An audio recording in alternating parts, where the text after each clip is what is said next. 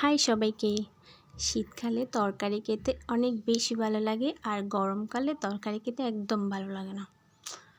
গরমকালে তরকারিগুলো কেমন যেন একদম টেস্ট হয় না, আর শীতকালে তরকারিটা দারুণ টেস্ট হয়। আর এখন অল্প অল্প শীত এখনও আছে, তাই আমি তোমাদের সাথে শেয়ার করতে যাচ্ছি একটা রুই মাছ আর ফুলকপি আলু দিয়ে ঝোল। এখন আমি মাছটা ফার্স্টেই ভেজে নিয়েছি, তারপর ফুলকপি আর আলুটা কেটে ধুয়ে রেখেছি। তারপর আমি মশলাটা রেডি করে নিয়েছি। এই মশলার মধ্যে তেমন কিছুই ছিল না, মশলার মধ্যে ছিল শুধু কাঁচামরিচ, অল্প পেঁয়াজ আর ধনিয়ার জিরার গুঁড়ো, মরিচের গুঁড়ো, হলুদের গুঁড়ো, লবণ, ব্যাস এতটুকুই। এখন আমি কড়াইয়ে তেল দিয়ে মশলাটা ঢেলে দিচ্ছি।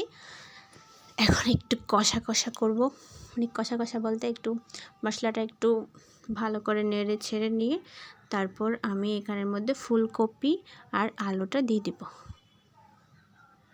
ফুলকপি আলু দিয়ে নিয়েছি, আর এখন পরিমাণ মতো পানি দিয়ে নেব। আমি পানিটা বেশি দিয়েছি কারণ এটা হবে রুই মাছের ঝোল, তাই পানিটা আমি বেশি দিয়েছি।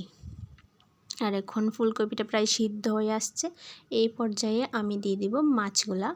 এক একটা করে মাছগুলো আমি দিয়ে নিচ্ছি। এরপরে আমি ঢাকনা দিয়ে ঢেকে দিব, ব্যাস মানে রেডি হওয়া পর্যন্ত। এখন আমার তরকারি প্রায় শেষের দিকে। এখন আমি দিয়ে দেব টমেটো আর ধনিয়া পাতা। টমেটো আর ধনিয়া পাতা দিলে তরকারির টেস্ট অনেক গুণে বেড়ে যায় আমার মনে হয়। এখন আমার তরকারি রেডি। কেমন হয়েছে তোমরা অবশ্যই জানিও। বাই।